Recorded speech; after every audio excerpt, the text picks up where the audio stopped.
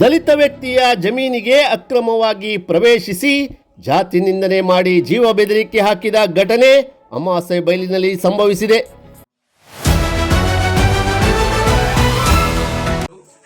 ಕರ್ನಾಟಕ ದಲಿತ ಸಂಘ ಸಮಿತಿ ಅಂಬೇಡ್ಕರ್ ವಾದ ಜಿಲ್ಲಾ ಪ್ರಧಾನ ಸಂಚಾಲಕ ಬೋಳ್ಮನೆ ಬೂತ್ನಾಡಿ ನಿವಾಸಿ ಮಂಜು ಎಂಬುವರು ಅಮಾಸೆ ಬೈಲು ಗ್ರಾಮದಲ್ಲಿ ಸರ್ವೆ ನಂಬರ್ 115ರಲ್ಲಿ ಸುಮಾರು 4 ಎಕರೆ 80 ಸೆಂಟ್ಸ್ ಜಾಗದಲ್ಲಿ ಕೃಷಿ ಮಾಡಿಕೊಂಡಿದ್ದರು. ಈ ಜಾಗದ ಪಕ್ಕದಲ್ಲೇ ಆರೋಪಿ ರಾಮಶೆಟ್ಟಿಗಾರ್ ಎಂಬುವರ ಭೂಮಿ ಕೂಡ ಇದೆ. ಏಪ್ರಿಲ್ 14ರಂದು ಹರೀಶ್ ನಾಯ್ಕ್ ಹಾಗೂ ರವಿ ಪೂಜಾರಿ ಎಂಬುವರನ್ನ ಕರೆದುಕೊಂಡು ಮಂಜಾ ಅವರ ಜಾಗಕ್ಕೆ ಅಕ್ರಮ ಪ್ರವೇಶ ಮಾಡಿದ್ದಾರೆ.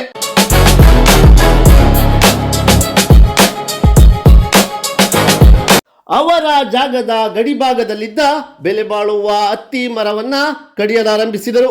ಸ್ಥಳಕ್ಕೆ ಬಂದ ಮಂಜಾ ಅವರು ಇದನ್ನು ತಡೆದಿದ್ದಾರೆ. ಈ ವೇಳೆ ಆರೋಪಿಗಳು ಮಂಜಾ ಅವರು ಪರಿಶಿಷ್ಟ ಜಾತಿಗೆ ಸೇರಿದವರೆಂದು ತಿಳಿದಿದ್ದರೂ ಕೂಡ ಅವರನ್ನ ಅವಾಚ್ಯ ಶಬ್ದಗಳಿಂದ ನಿಂದಿಸಿ ಜಾತಿ ನಿಂದನೆ ಮಾಡಿ ದೌರ್ಜನ್ಯ ಎಸಗಿದ್ದಾರೆ ಎನ್ನಲಾಗಿದೆ. ಅಲ್ಲದೆ ಕೊಲೆ ಬೆದರಿಕೆ ಕೂಡ ಒಡ್ಡಿದ್ದಾರೆ ಎನ್ನಲಾಗಿದೆ. ಅಮಾಸೆ ಬೈಲಿನ ಪೊಲೀಸರು ಪರಿಶಿಷ್ಟ ಜಾತಿ ದೌರ್ಜನ್ಯ ತಡೆ ಕಾಯ್ದೆಯನ್ವಯ ಕೇಸು ದಾಖಲಿಸಿಕೊಂಡಿದ್ದಾರೆ. ದಲಿತ ಸಂಘರ್ಷ ಸಮಿತಿ ಅಂಬೇಡ್ಕರ್ ವಾದ ಇದರ ಉಡುಪಿ ಜಿಲ್ಲಾ ಸಂಚಾಲಕರಾದ ಮಂಜುನಾಥ್ ಗಿಳಿಯಾರ್ ಮತ್ತಿತರ ದಲಿತ ಮುಖಂಡರು ಸಂತ್ರಸ್ತ ಮಂಜಾ ಅವರ ಮನೆಗೆ ಭೇಟಿ ನೀಡಿದರು. ನಮ್ಮ ಕುಂದಾಪುರ ತಾಲೂಕು ಅಮಾಸಬೈಲು ಗ್ರಾಮದ ಈ ಒಂದು ಪ್ರದೇಶ ಬೋರ್ಗಲ್ಗುಡ್ಡೆ, ಇಲ್ಲಿ ನಮ್ಮ ಪರಿಶಿಷ್ಟ ಜಾತಿಗೆ ಸೇರಿದ ಮಂಜಾ ಇವರ ಕೃಷಿ ಭೂಮಿ ಇದೆ. ಇವರು ತಲತಲಾಂತರದಿಂದ ಇಲ್ಲಿ ಕೃಷಿ ಮಾಡಿಕೊಂಡು ಜೀವನ ಮಾಡ್ತಾ ಇದ್ದಾರೆ ತನ್ನ ಕುಟುಂಬದೊಂದಿಗೆ. ಇವರ ಪಕ್ಕದ ಮನೆಯವರು ಸವರ್ಣೀಯ ಸಮುದಾಯಕ್ಕೆ ಸೇರಿದವರು ಇವ್ರ ಮೇಲೆ ಕಳೆದ ಒಂದು 20 ವರ್ಷಗಳಿಂದ ನಿರಂತರವಾಗಿ ದೌರ್ಜನ್ಯ ಮಾಡ್ತಾ ಇದ್ದಾರೆ. ರಾಮಶೆಟ್ಟಿಗಾರ್ ಅವರ ಕಡೆಯವರು.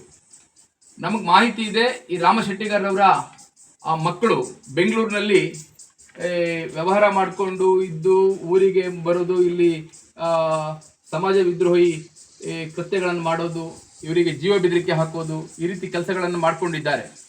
ಅವ್ರು ಏನೇ ಇರಲಿ ಅದ್ರ ಬಗ್ಗೆ ನಾವು ಜಾಸ್ತಿ ತಲೆ ಕೆಡಿಸ್ಕೊಳ್ಳಿಕ್ಕೆ ಹೋಗೋದಿಲ್ಲ. ಆದರೆ ಈ ದುರ್ಬಲ ವರ್ಗದವ್ರ ಮೇಲೆ, ಶೋಷಿತ ಸಮುದಾಯದ ಜನರ ಮೇಲೆ ಇವರು ದೌರ್ಜನ್ಯ ಮಾಡೋದನ್ನು ಖಂಡಿತಕ್ಕೂ ನಾವು ದಲಿತ ಸಂಘ ಸಮಿತಿಯವರು ಸಹಿಸಲಿಕ್ಕೆ ಸಾಧ್ಯ ಇಲ್ಲ. ಮೊನ್ನೆ ಅಮಾಸಬೈಲ್ ಪೊಲೀಸ್ ಸ್ಟೇಷನ್ನಲ್ಲಿ ಅವ್ರ ವಿರುದ್ಧ ದಲಿತ ದೌರ್ಜನ್ಯ ಪ್ರಕರಣದಡಿ ಕೇಸ್ ದಾಖಲಾಗಿದೆ. ಪಾಪ ಪೊಲೀಸ್ನವರಿಗೆ ಈ ವ್ಯವಸ್ಥೆಯ ಶ್ರೀಮಂತರನ್ನ, ಹಣವಂತರನ್ನ, ಮೇಲುಜಾತಿಯವ್ರನ್ನ ಕಂಡ್ರೆ ಅವರಿಗೆ ಪರಂಪರಾಗತ ಪ್ರೀತಿ, ಅವ್ರ ಮೇಲೆ ಗೌರವ. ಯಾರು ದೌರ್ಜನ್ಯಕ್ಕೆ ಒಳಗಾಗಿದ್ದಾರೆ ಅವರು ಠಾಣೆಗಳಿಗೆ ಹೋದರೆ ಇವರು ಅವರಿಗೆ ಕುರ್ಚಿ ಕೊಟ್ಟು ಕೂರಿಸಿ ಅವ್ರ ಕಣ್ಣೀರು ಒರೆಸಿ ಅವರಿಗೇನು ಧೈರ್ಯ ತುಂಬ ಮಾತಾಡಬೇಕು, ಆ ಕೆಲಸವನ್ನು ಇವತ್ತು ಪೊಲೀಸ್ ಸ್ಟೇಷನ್ಗಳಲ್ಲಿ ಆಗ್ತಾ ಇಲ್ಲ. ಮಾನ್ಯ ಜಿಲ್ಲಾ ಪೊಲೀಸ್ ವರಿಷ್ಠಾಧಿಕಾರಿಗಳು ಹರಿರಾಮ್ ಶಂಕರ್ ಹೇಳ್ತಾರೆ, ಪ್ರತಿ ಸಂದರ್ಭದಲ್ಲಿ ಹೇಳ್ತಾರೆ, ನಮ್ಮ ಪೊಲೀಸ್ ಠಾಣೆಗಳು ಬಡವರಿಗೋಸ್ಕರ ಇದೆ, ಯಾರಿಗೆ ಕಣ್ಣೀರೊರೆಸುವ ಕೆಲಸವನ್ನು ಮಾಡಬೇಕು ಆ ಕೆಲಸವನ್ನು ನಾವು ಮಾಡ್ತೇವೆ ಅಂತ ಹೇಳಿ. ಆದರೆ ಪ್ರಾಕ್ಟಿಕಲ್ ಆಗಿ ಆ ಕೆಲಸ ನಡೀತಾ ಇದೆ ಇವತ್ತು ಗ್ರಾಮೀಣ ಭಾಗದಲ್ಲಿ. ಅದನ್ನು ನಾನಿವತ್ತು ಮಾನ್ಯ ಪೊಲೀಸ್ ವರಿಷ್ಠಾಧಿಕಾರಿಯವರನ್ನ ಪ್ರಶ್ನೆ ಮಾಡಲಿಕ್ಕೆ ಬಯಸ್ತೇನೆ. ಇವತ್ತು ನಾವೆಲ್ಲ ಇಲ್ಲಿಗೆ ಬಂದಿದ್ದೇವೆ. ನಮ್ಮ ಜಿಲ್ಲಾ ಸಂಘಟನಾ ಸಂಚಾಲಕರಾದ ಸುರೇಶ್ ಹಕ್ಲಾಡಿ ಇದ್ದಾರೆ, ರಾಜು ಬೆಟ್ಟಿನ ಮನೆಯವರು ಇದ್ದಾರೆ, ತಾಲೂಕು ಪ್ರಧಾನ ಸಂಚಾಲಕರು ಶ್ಯಾಮ್ ಸುಂದರ್ ತೆಕ್ಕಟ್ಟೆಯವರು ಇದ್ದಾರೆ, ಕುಮಾರ್ ಇದ್ದಾರೆ, ನಮ್ಮ ತಾಲೂಕು ಪದಾಧಿಕಾರಿಗಳು ಚಂದ್ರ ಕೋರ್ಗಿ ಎಲ್ಲ, ನಮ್ಮ ಚಂದ್ರ ಉಳ್ಳೂರು ಇವರೆಲ್ಲ ಇದ್ದಾರೆ, ಶ್ರೀಕಾಂತರು, ಅಶೋಕ್ ಮೊಳಹಳ್ಳಿ. ನಾವೆಲ್ಲ ಬಂದು ಇಲ್ಲಿ ಸ್ಥಳವನ್ನು ಮಾಡಿದಾಗ ನಮ್ಮ ಪ್ರಶಾಂತ್ ಇದ್ದಾರೆ.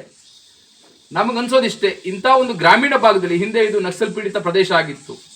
ಇಲ್ಲಿ ನಾವು ಬದುಕೋದು ಬಹಳ ದುಸ್ತರ, ಬಡವರು ಇಲ್ಲಿ ಬದುಕಬಾರ್ದು ಅಂತ ಕೇಳೋದು ನಾನು.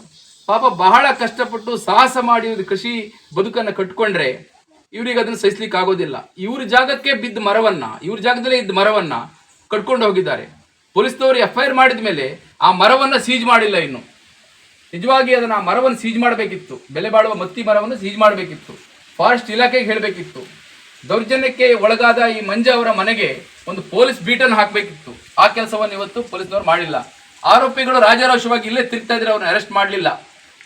ಹಾಗಾಗಿ ಈ ದಲಿತ ದೌರ್ಜನ್ಯ ಪ್ರಕರಣ ಅಂತ ಹೇಳಿದ್ರೆ ಒಂದು ರೀತಿ ಹಾಸ್ಯಾಸ್ಪದ ಆಗಿ ನಮ್ಮ ಅಮಾಸಬೈಲು ಪೊಲೀಸ್ ಠಾಣೆಯಲ್ಲಿ ಇವತ್ತು ಆಗಿದೆ. ಇದ್ರ ಬಗ್ಗೆ ನಾನು ಖಂಡನೆಯನ್ನು ಮಾಡ್ತೇನೆ. ನಮಗೆ ನಾಡ್ದು 26 ತಾರೀಕು ದೇಶಾಭಿಮಾನಿ ಸಮಾವೇಶ ಉಡುಪಿಯಲ್ಲಿ ಇರೋದ್ರಿಂದ 28ನೇ ತಾರೀಕು 28ನೇ ತಾರೀಕು ಏಪ್ರಿಲ್ ನಾವು ಅಮಾಸ್ಬೈಲು ಪೊಲೀಸ್ ಠಾಣೆ ಎದುರುಗಡೆ ಒಂದು ಸಾರ್ವಜನಿಕ ಪ್ರತಿಭಟನೆಯನ್ನು ಮಾಡ್ತಾ ಇದ್ದೇವೆ.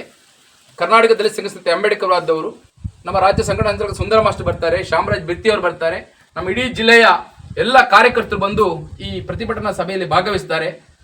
ಅವ್ರ ಜಾಗ ಹ್ಯಾಂಗೆ ಕೊಟ್ಟಿದ್ದೀರಿ ಕೇಳಿ ಆರು ನೀವು ನನ್ನ ನಂಬರ್ ಇತ್ತಲ್ಲ, ಒಂದು ಫೋನ್ ಮಾಡಿ ಪ್ರವೀಣ ನಿಮ್ಮ ಜಾಗ ನಾ ತಗೋತಿದ್ದೆ, ನೀವು ಒಂದು ಮಾತು ಹೇಳಕ್ಕೆ ಅಂತ ಕೇಳಿಲ್ಲ. ಅದು ಈಗ ಬೆಳಿಗ್ಗೆ ಮುಂಚೆ ನಾ ಇದ್ದಿ, 10 ಗಂಟೆವರೆಗೆ ಮನೆಗೆ ಇದ್ದಿ, ನೀವು ಹೊರಬರ ಅಲ್ಲಿ ಮತ್ತೆ ಕೇಳಿಲ್ಲ.